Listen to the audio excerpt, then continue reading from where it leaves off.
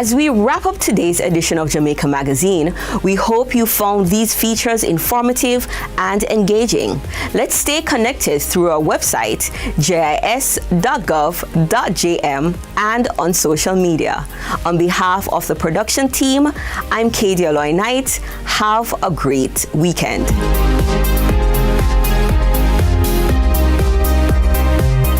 This has been a production of the Jamaica Information Service, the voice of Jamaica. Be crowned the back-to-school champion parent with a Sagicor Bank unsecured loan. The time by Sagicor Bank is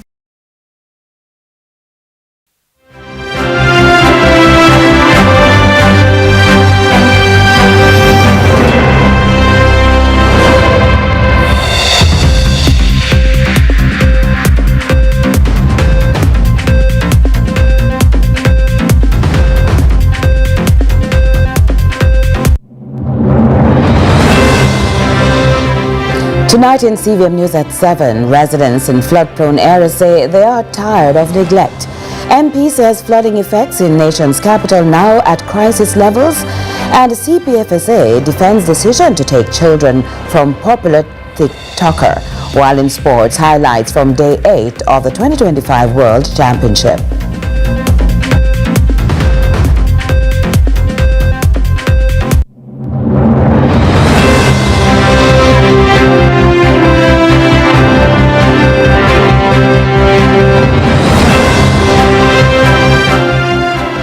Hello from Kingston, Jamaica. This is CVM News at 7 for Saturday, September 20, 2025. I'm Curlin Brown. Thanks so much for joining us.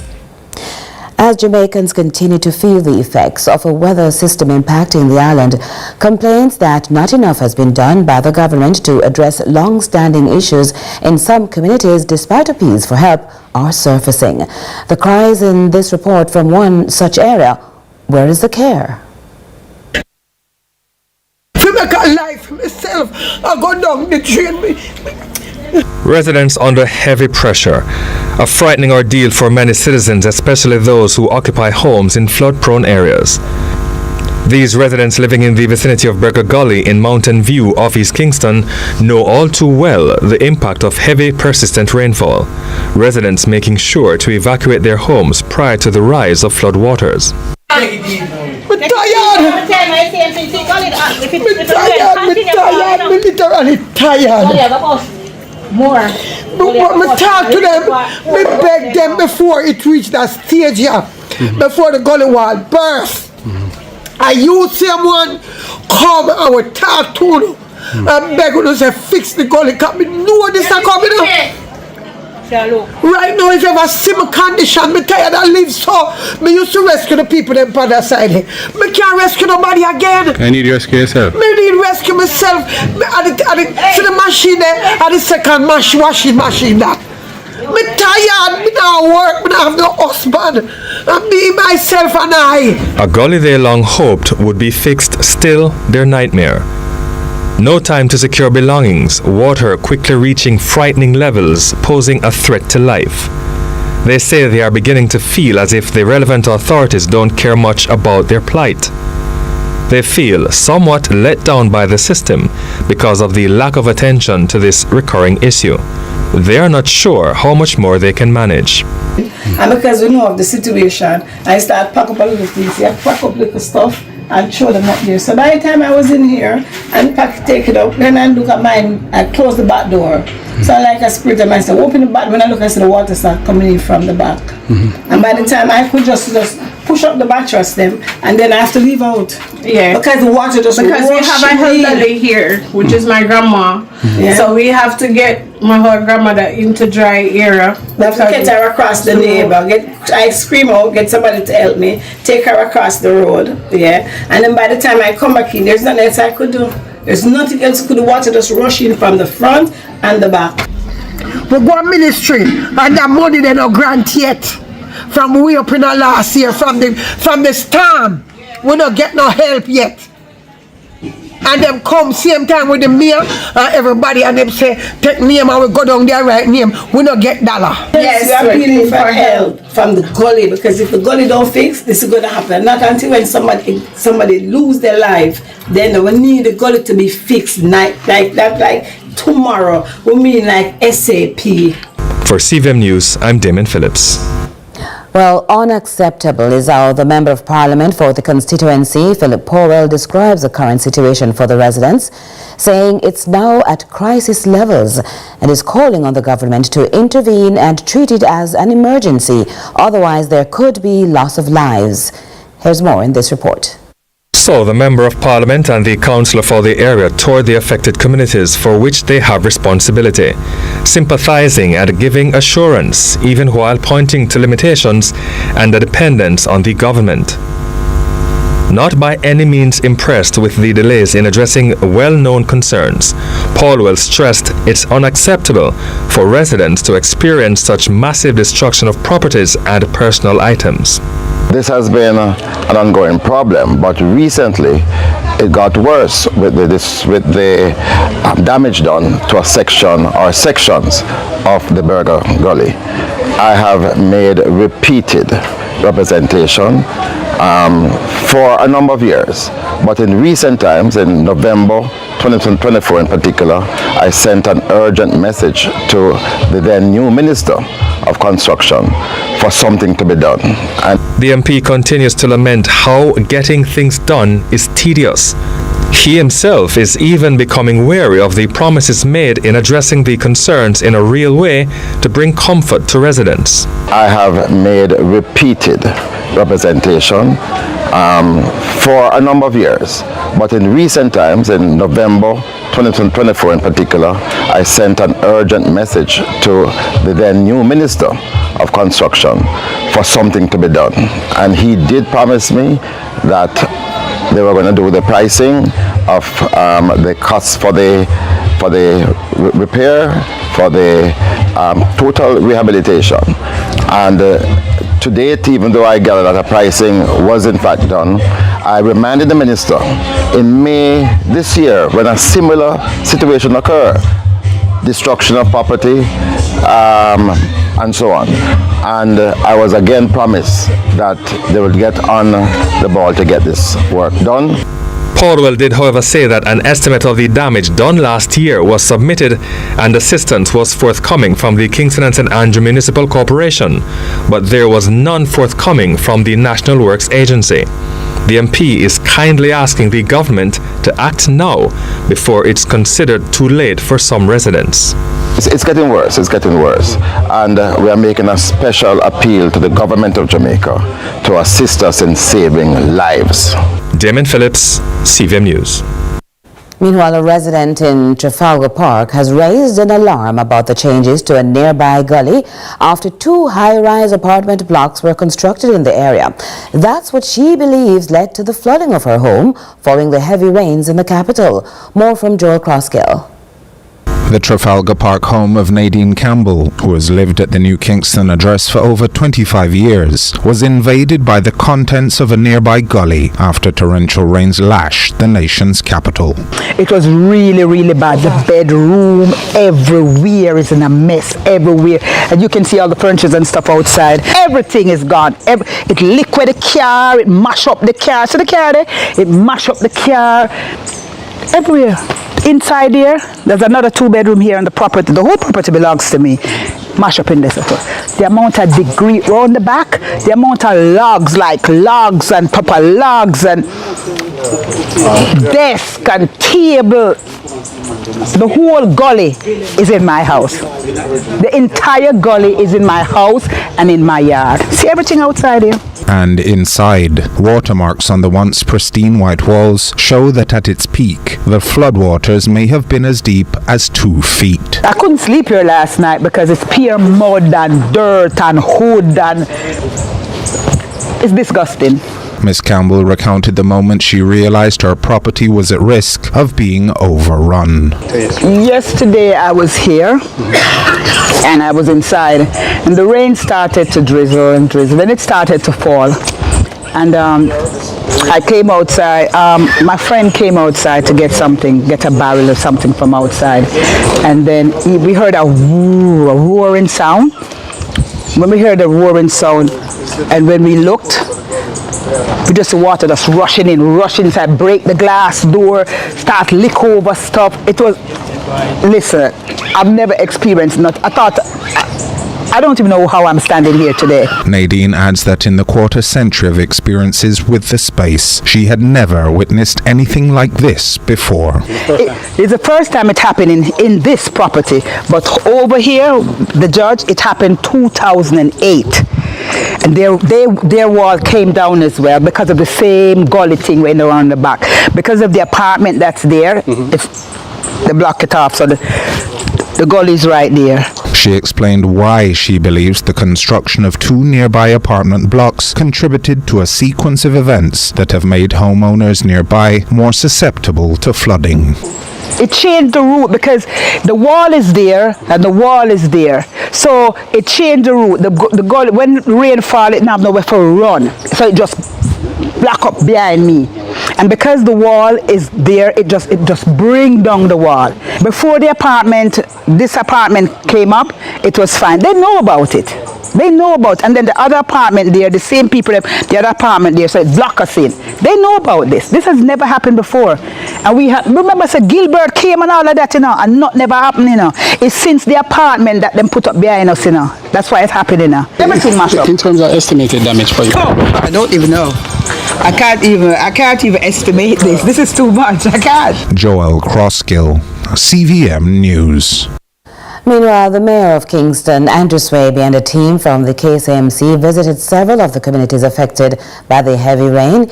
He not only got some preliminary assessment of the damage when he met with residents, he also initiated cleanup efforts. The result of yesterday's rain, the CEO, the city engineer, and the parish disaster coordinator, we have been on the road. We have also invited councillors for the respective area, and we have gone to Burger Gully, we have gone to the Barbican area, and we are here now in Jack's Hill, and we are seeing general damages to roads. In the low-lying area, we have seen damages to people's home, people's furniture, their school, children's school books, and their uniform. They have lost their things. So it was a heavy rain. The city engineer will speak more about the extent of the damage. I know persons are a little bit frustrated, and at times they would have seen their frustration come out because there are situations that have been keep on repeatedly and nothing has been addressed to it. So I understand the pain, but we have explained to them that some of these issues that they are talking to us about is not the responsibility of the KCMC, but we have a responsibility to carry everybody to the table and so can solve it. And as for families who have been displaced, Mayor Swaby also offered municipal support for them, explaining further work is being done to restore services and clear debris as quickly as possible. We don't need to have an assessment as where persons live. We have seen some issues that as a local authority we have to try and address, and we don't have the capacity to address everything, but we have been in touch with the NWA. I know the city engineer have called the parish manager, and they have dispatched their team all over Kingston. So an assessment will be done within a few days to give us a comprehensive idea of what the cost of the damage. To another matter now, outside the corporate area, there are concerns in Porus about the impact of curfews on the community. Now, even with the security challenges on the radar for crime fighters, the people say the town, which already has issues, is slowly dying. Oh, how they say they miss those days and wish these pictures could come alive to retell the stories of when Porus was in swing with happy sellers and satisfied customers. But the settings have changed drastically. The small town braced by businesses on both sides of the main road leads to Manchester from the country's capital, Kingston. The people know each other well and they talk openly about the pinch in their pockets and ultimately their well-being. The major thing is basically the curfew, which is, in my opinion, a foolishness. Because you lock down the place 6 o'clock. And you know, bear in mind, the people have restaurant, the people them we have them liquor bars. People them have them restaurant, the people them we have them liquor bar. and all of that. And most time when people leave work, a hustle work, them come in the evening, want to have a drink, want to go eat food somewhere, the place closed down. And the place is already slow because they moved the road. The toll is around there, which is free. So the road is already, the business here is already slow and the town is already slow. And who gets the blame? When a man that pass through and get something to eat, stop at one bar, have a drink and then move on. That all of that is dead. So all of that are madness and just kill the town and see people dead at Mandeville and shoot out. And there is no curfew in Mandeville. So what happened to Porus? Why is it in Porus? Where Porus do so bad to these police? You know, and the police don't understand that they have a set salary. So whether they work or not, the government pay them. But CVM News understands the curfew was imposed following 2 murders in recent times, including the discovery of a body in a gutter, and the lawmen are trying to protect the central space. Now, while residents are maintaining a low spell of lockdown since last year, and the other one as recently as a few weeks ago, and with Christmas inching closer, it's too much to bear, they say, while others like Mrs. Miller are taking heed. The curfew affecting me because you have to get home early, and where me live, I have to get home early before 4 because I don't have any taxi, and before I stay over, I cannot get any taxi, so I just go early before the curfew times. Well, I don't live in Porus, I'm living in Clarendon, came here to sell, go back home. So I know that it is curfew time, I try to go home before it starts. So I don't have an issue with that. Because you know, when the law puts out their rule, you have to abide and do whatever they want you to do. A mother's troubling social media post has led to swift action from the Child Protection and Family Services Agency, the CPFSA. The TikToker June Dixon, popularly known as Rosalie, is at the center of a disturbing case after admitting online she was thinking of killing her 2 children. Well, those children are no longer in her care. The CPFSA says its decision to remove Rosalie's children come after weeks of ongoing investigation into allegations of abuse. However, it was a chilling post by the influencer herself that pushed the agency to act with urgency. Following a recent TikTok live session by Rosalie earlier this week, in which she stated that she felt like burning down the house and to stab up her children and spouse, we decided to escalate our investigations process and to safeguard her children by removing them from our care. You know, this action is a part of CPFSA's investigation and child care and protection process, which the agency is mandated to do under the Child Care and Protection Act. The CPFSA is also pushing back against what it calls false information now circulating online, with posts purporting to be from the agency. It has been further brought to our attention that there is an excerpt from a document currently being circulated on social media that was attributed to the CPFSA, but we have not sent out any information regarding this matter, nor did that document or the information it contains originate from the CPFSA. We are therefore asking the public to disregard that information and to stop sharing same. And while it welcomes the public's vigilance in reporting child abuse, the CPFSA is reminding Jamaicans sharing image or video of children being harmed is both dangerous and illegal. We urge the public to be cautious and sensitive when engaging with content involving children. Sharing videos or images of abuse may unintentionally cause further trauma or lifelong stigma for that child. Instead, persons should report suspected cases of abuse to the CPFSA by calling our 24/7 child abuse reporting hotline 211 or share content privately with us via WhatsApp, and the WhatsApp number is 876-878-2882. As the investigation unfolds, the courts will decide whether these children will ever be returned to their mother's care or if they will remain protected under the state. Do stay with us for more news at 7. That's here on CVM TV right after this.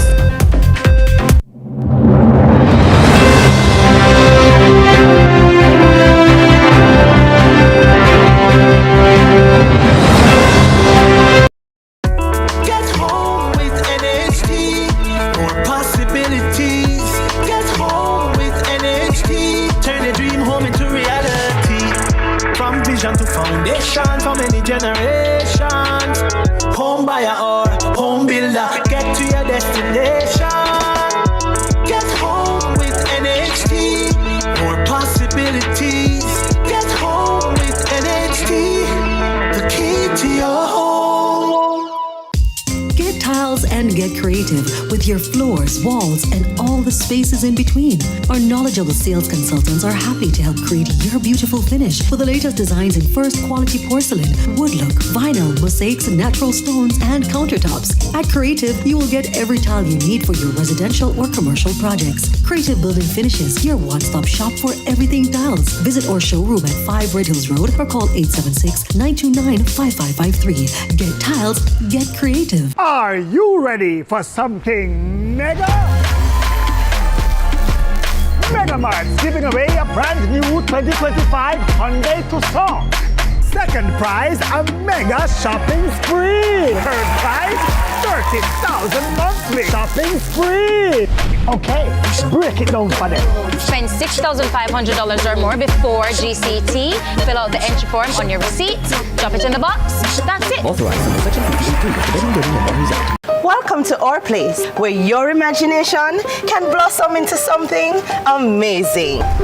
Where you can get tertiary level education at a practical level.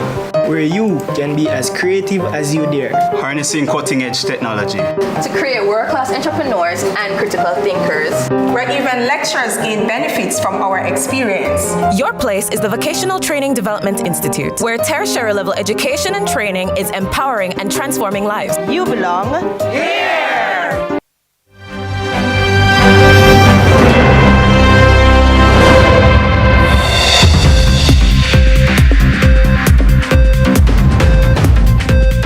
As we welcome you back, it's time for our regional and international news. We begin with news in the region. The rapid U.S. military buildup in the southern Caribbean Sea continues to raise concern, especially amid limited communication between Washington and Caribbean governments. CBC News Barbados spoke with the Minister of Foreign Affairs and Foreign Trade, Kerry Simmons. The truth of the matter is that while we can accept and appreciate the need for there to be a strong and decisive action taken against drug cartels, no difficulty there. But there is a thing called the rule of law. It exists in the United States of America, in every state of the United States, and it exists in every state of the English-speaking Caribbean. And we cannot approbate and reprobate at the same time. Now, unfortunately, in this matter, the U.S. has not condescended to share any intelligence with us, to the best of my knowledge. So what we get is a report on social media to say that a boat was blown out of the water, and I have no idea independently of who was on the boat, what was on the boat. If it is that this is a course of action to be taken, there should be the pursuance of the normal route of arresting people, bringing those people who are suspects to trial. After trial, if they're found guilty, then convict. But what we cannot do is to arbitrarily execute. Volunteers turned out at the foreshore in Port of Spain for International Coastal Cleanup Day, joining millions worldwide in protecting the planet's shorelines. TTT News tells us more. The International Coastal Cleanup at the foreshore saw scores of citizens rolling up their sleeves. But the day wasn't just about cleaning up. It was also about confronting the nation's growing waste problem and finding long-term solutions. So we really need to tackle from the landfill that we have in Forest Park to the dump we have on the Beatum to how we collect garbage, whether it be organic waste, trash or plastics and bottles, how we disaggregate that. Minister Swarat Singh says an integrated garbage policy is already in development, one that could change how households handle waste. I think we have to move to the point where all our homes have probably 3 bins, one for organic and one for plastics and bottles and cans, and the other for trash. And then we have to have programs in our landfills and all that. So we need an integrated garbage policy. The Environmental Management Authority is also pressing for stronger laws, especially against illegal dumping. And in international news, Washington has accused Venezuelan President Nicolas Maduro of being involved in drug trafficking, a claim he denies. In recent weeks, the U.S. military has been building up its presence in the Caribbean. Venezuela has responded by holding military drills. We turn to Al Jazeera. The United States says it's the largest deployment of U.S. forces in the Caribbean in decades. Combat ships, fighter jets, and drones. The main objective, it says, is going after drug traffickers that the U.S. claims are also part of a cartel led by Venezuela's President Nicolás Maduro. Stop sending drugs into the United States. We knocked off actually 3 boats, not 2, but... The U.S. and its allies say the organization is known as the Cartel of the Suns because of the insignia of Venezuelan generals in the armed forces. Caracas, and I guess... But analysts doubt a cartel as such actually exists. And it kind of stuck around as a label for that kind of activity. And of course, there's plenty of evidence over the past 20-odd years that, that there's been a lot of involvement of the military, of individual military, and presumably conspiracies within the military in all kinds of contraband, not just drugs. But there's no cartel. It's a complete misnomer to suggest that there's some kind of hierarchical organization with a boss who's Maduro. And that's it for regional and international news.